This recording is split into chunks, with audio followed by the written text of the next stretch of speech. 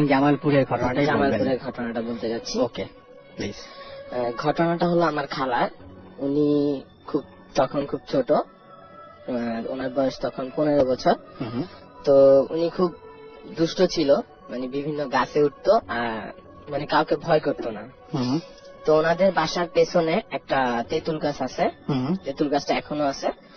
তো উনি একদিন দুপুরবেলা মানে গোসল করার পরে চুল ঝাড়তেছে আর কি রোদে, তখন উনি দেখতেছে উপরের দিকে একটা তেঁতুল ঝুলতেছে। তো তেঁতুলটা পাকা, তো উনি চিন্তা করলো যে তেঁতুলটা উনি খাবে।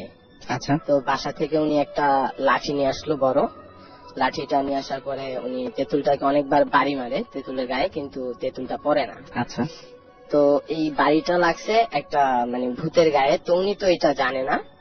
তো উনি কিছুক্ষণ পরে উনি যখন তেঁতুলটা না পড়াতে উনি লাঠিটা ফেলে দেয়, চিন্তা করলো যে না উনি এটা খাবে না।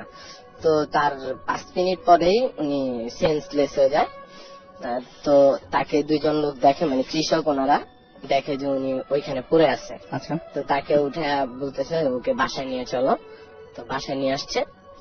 তার কিছুক্ষণ পর ওনার যখন সেন্স আসে, তখন ওনার ভয়েসটা মানে কণ্ঠটা অন্যরকম হয়ে যায়, অনেক মোটা।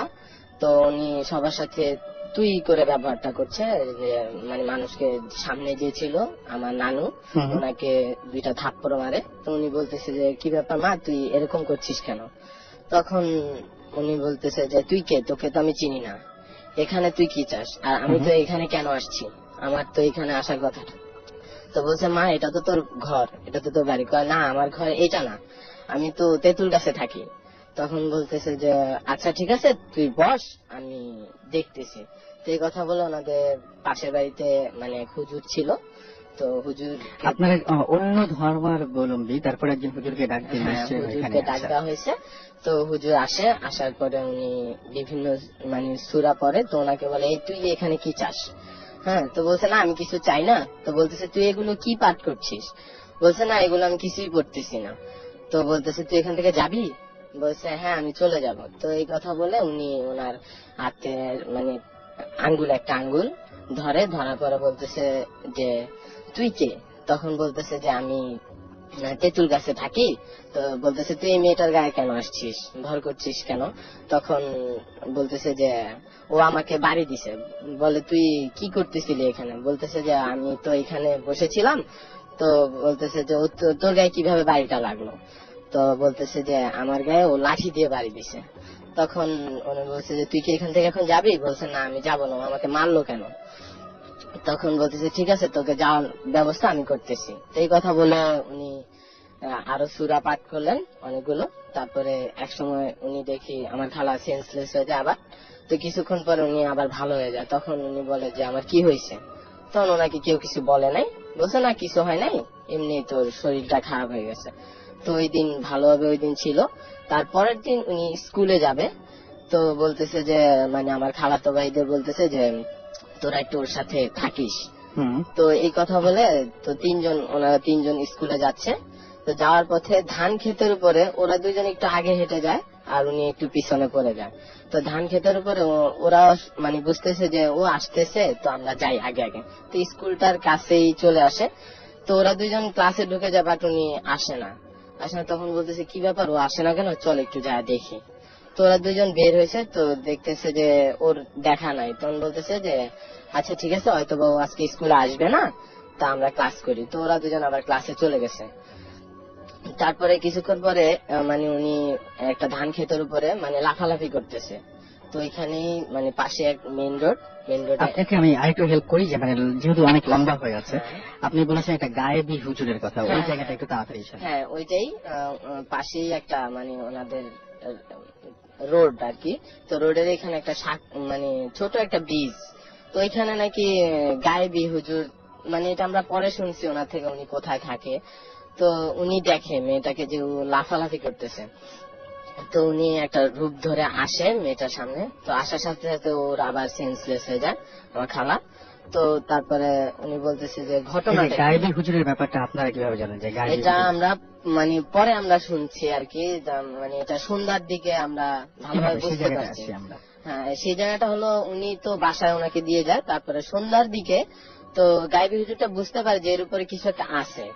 তো সন্ধ্যার দিকে আবার খালার সেন্সলেস, আবার তখন বলতেছে যে এখন কি করা যায়, সবাই তো আতঙ্কের ভিতরে আছে বাসার সবাই, যে এখন আমরা কি করব। তো আবার হুজুরকে ডাকা হয়, পাশের বাড়ির হুজুরকে। তো উনি আসে, আসার পর উনি বসে থাকে, দেখে সেন্স আসতেছে না, পানি টানি দেওয়া হয়, সেন্স আসে না। তারপরে হঠাৎ করে ওই হুজুরটা ওনার উপরে ভর করে আমাদেরকে সবাইকে সালাম দিল। সালাম দেওয়ার পরে আমরা বললাম, মানে একজন আরেকজনকে বলতেছে, আমার নানু বলতেছে ঘটনাটা কি, কালকে একটা দেখলাম যে আমাকে মারলো, আজকে আবার সালাম দিতেছে, যে ঘটনাটা তো বুঝতেছি না। আবার দুপুরবেলা হুজুর এসে দিয়ে গেল এক হুজুর। তো উনি বলতেছে যে জি ওয়ালাইকুম আসসালাম, আপনি কি চান? আপনি কালকে একবার আইসা আমাকে মারলেন, তো আজকে আবার এই আপনি আইসা সালাম দিতেছেন। তো উনি বুঝতে পারেন এই জিনিসটা। তখন বলতেছে যে আচ্ছা, আমি আসলে ওর উপরে একটা, আপনারা হয়তো বা শুনতে পারছেন, ওর উপরে একটা ভয়ঙ্কর জিনিস ভর করছে। তো আমি আজকে দুপুরবেলা আমি ওকে দিয়ে গেছি, আমি ওই লোক। তো বলছে আপনি কিভাবে ভর করলেন, আপনাকে তো হুজুর, আমরা জানি আপনাকে হুজুর দেখলাম। তো বলছে, উনি বলছে যে আমি আসলে একটা রূপ ধরে আসছি। তখন বলতেছে যে তা আপনি কি চান? তো বলতেছে যে ওকে আমার খুব ভালো লাগছে, আমি ওই আপনাদেরকে সাহায্য করতে চাই ওটাকে তাড়ানোর জন্য। তখন বলতেছে যে দেখেন, আমাদের আপনারা যদি চলে যান, আমাদের মেয়েটা ছোট, ওর বিদেশে থাকে, ও আমাদের কাছে থাকে, তো আপনারা যদি চলে যান তাহলে আমরা খুব খুশি হব। তখন বলতেছে আমি চলে যেতে পারি, বাট ও তো যাবে না, কারণ ওকে আঘাত করছে আপনাদের এই মেয়ে। তখন বলতেছে যে ঠিক আছে, তো আপনি চলে যান। তখন বলছে ঠিক আছে, যদি ওর কোনো সমস্যা হয় তাহলে আমি আসবো। আচ্ছা, আমি একটা কথা বলি, সেটা হচ্ছে গায়েবী হুজুরের ব্যাপারটা আমাকে একটু বুঝিয়ে বলবেন? গায়েবী হুজুর মানে ওনারা নাকি ওই সাকুর ওইখানেই থাকে, ওনাদের একটা আস্থানা আছে ওইখানে। উনি আমাদেরকে এটা পরে বলে, মানে ঢাকা আনার পরে, মানে আমার খালাকে যখন আমরা ঢাকা নিয়ে আসি তখন উনি আমাদেরকে এটা বলে যে উনি কোথায় থাকে, এগুলো বলে। তো ওই হুজুরটাই মানে একটা রূপ ধরে ওনাকে, উনি যখন সেন্সলেস হয়ে যায় তখন ওনাকে আমাদের বাসায় এসে দিয়ে যায়। এবং অনেক উপকার করে। হ্যাঁ, ওকে ফাইন। আমরা আমি আনিসুর রহমান জিন্না, জাহাঙ্গীরনগর ইউনিভার্সিটিতে পাবলিক অ্যাডমিনিস্ট্রেশনে মাস্টার্সে পড়ছি। আপনার লাইফে বেশ কিছু ঘটনা ঘটেছে, এবং কিছু ঘটনা আপনার নিজের, কিছু ঘটনা আপনার খুব পরিচিত মানুষজনের। তো আপনি একটা ঘটনা আমি শুনেছিলাম যে আপনাদের গাঁও সম্ভবত, রাইট? আপনার দেশের বাড়িটা কোথায় একটু বলবেন? আমার দেশের বাসা হলো ঠাকুরগাঁও জেলা, বাংলাদেশের মানে উত্তরে বলা যায়, প্রত্যন্ত অঞ্চল বলা যায়, মফস্বল শহর। তো আমাদের বাসা শহরেই, কিন্তু আমার দাদার বাসাটা শহর থেকে একটু দূরে। আচ্ছা। তো ওই জায়গাটা ঠাকুরগাঁও থেকে এমন একটা জায়গা, ব্যাকওয়ার্ড জায়গা, যে বাস বা অন্য কোন যানবাহন সে কিন্তু চলাচল করে না, খুব কম।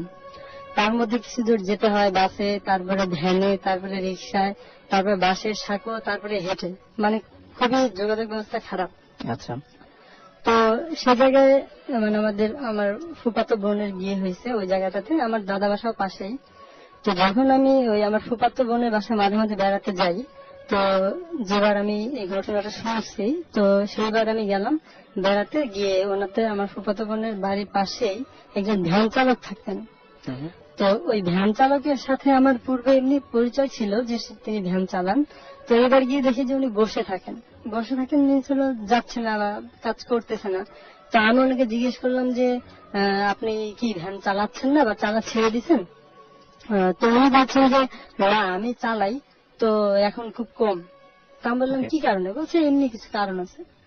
তো কি কারণ, তো আমি বেশ বলার পরে তো উনি মানে বলতে চাচ্ছেন এরকম এটা। তারপরে উনি বললো যে উনি ওই আমি যেবার শুনি তার কিছুদিন আগে, 6 মাস বা 1 বছর আগে, ওইখানে ওই এলাকার একজন লোক মানে মিসিং হয়ে গেছে। মিন্স খুঁজে পাওয়া যাচ্ছে না।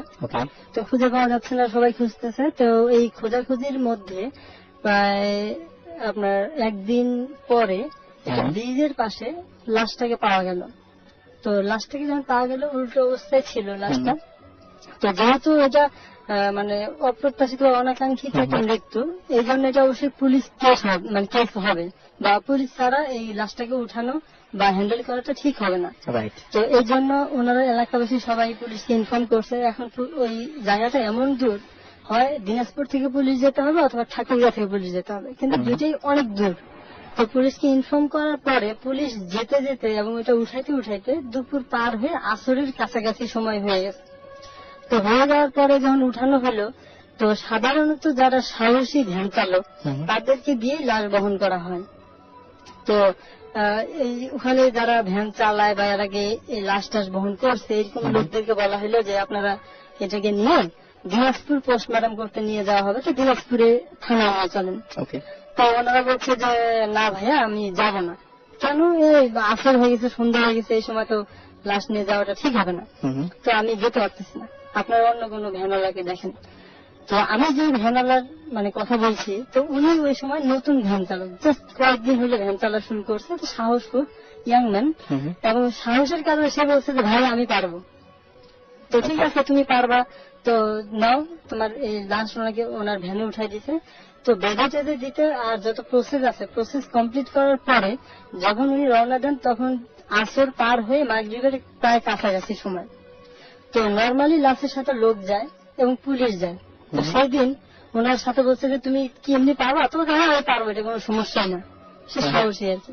তোমাকে ঠিক আছে তাহলে তুমি যাও। আর যেহেতু লাশ একদিন পরের, তো একটু দুর্গন্ধ ছাড়া এই জন্য সাধারণ লোকজন যায় নাই ওনার সাথে, পুলিশে যায় না, বলছে তুমি নিয়ে যাও এখন। তাহলে ওই লাশ বেঁধে রওনা দিছে। তো ওই দিনাজপুর যাওয়ার পথে যে রাস্তাটা ইউজ করা হয় ওই রাস্তাটা ওই আঁকা বাঁকা কাঁচা, এবং মাঝখানে রাস্তার মাঝখানে বিশাল বন আছে, জঙ্গলের মাঝ দিয়ে যেতে হয়। তো এনাকে বলছিল যে তুমি যদি সন্ধ্যার আগে আগে বা মাগরিবের মধ্যে যদি জঙ্গলটা পার হয়ে যেতে পারো তাহলে তোমার জন্য বেটার, তাহলে কোনো ঝামেলা নেই। কারণ ওইটাই হলো সমস্যা। আর পরবর্তীতে কিছু জায়গা আছে যেমন শ্মশান ঘাট বা গোরস্থান, এগুলাতে খুব বেশি একটা ঝামেলা হয় না, সাধারণত ওই জঙ্গলটাই হলো প্রবলেম। তো ওনাকে যখন বলা হয়েছে ইনি বলছে যে ঠিক আছে আমি পারবো। যাচ্ছেন। তো যেতে যেতে যখন জঙ্গলের কাছাকাছি যায় তখন সন্ধ্যা হয়ে গেছে, অন্ধকার হয়ে গেছে এবং বেশ অন্ধকার। তো উনি যখন জঙ্গলের মধ্যে দিয়ে যাচ্ছেন, এমনি অন্ধকার গ্রামের রাস্তা, তো তার মধ্যে উনি ওই সময় উপলব্ধি করতে পারলেন যে ওনার রাস্তা দাঁড়া হয়ে যাচ্ছে পিছনে এবং সেটা ঠাস করে পড়ে যাচ্ছে।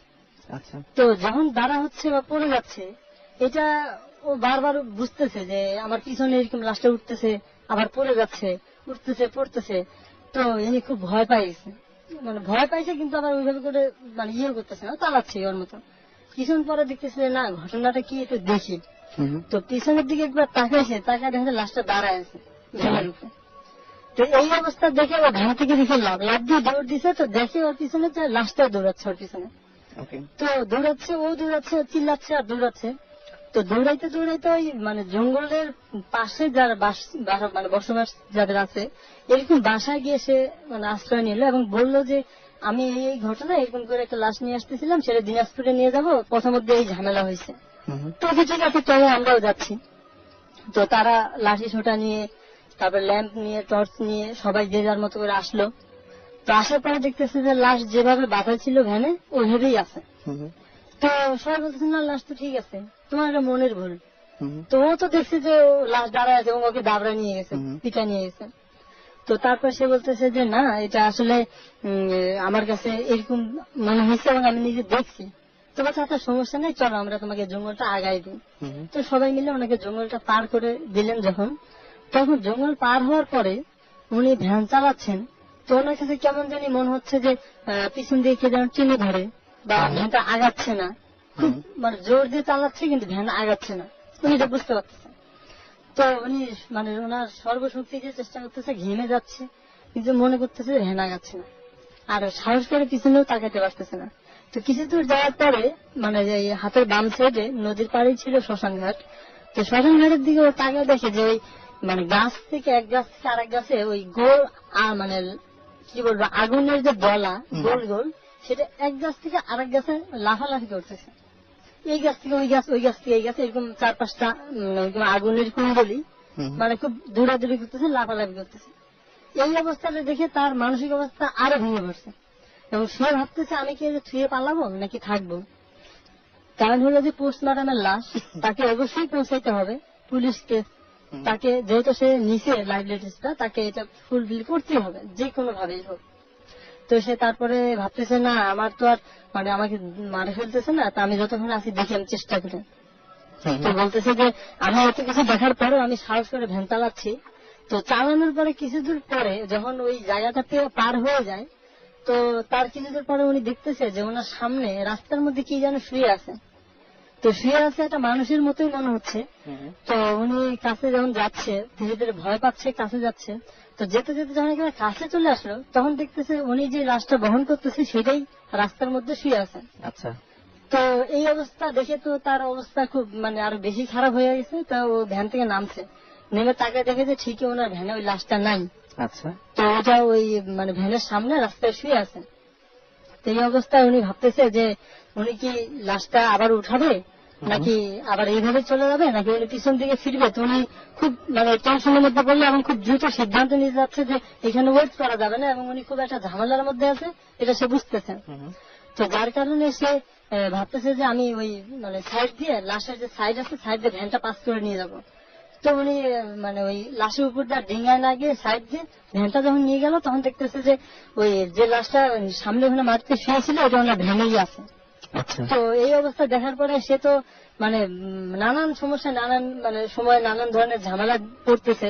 তো এইটা দেখে সে মানসিক ভাবে অনেকটা ভেঙে গেছে, এবং সে শুনতে পাচ্ছে যে পিছন থেকে তার নাম ধরে ডাকতেছে, এই তুই নিয়ে যাস না, তুই দাঁড়া, তুই কেন যাচ্ছিস, নানান ধরনের মানে তাকে আওয়াজ সে শুনতে পাচ্ছে, এবং তাকে বারবার ভয় দেখানোর চেষ্টা করতেছে যে তুই নিয়ে যাবি না, এটা থিয়ে যা, এটা এখানে রেখে যা, এখানে এটা আমাদেরই, নানান ধরনের সে মানে সেই এগুলো বলতে পারতেছে। সে আমাদের বললো যে এইভাবে করে আমাকে ডাকতেছে।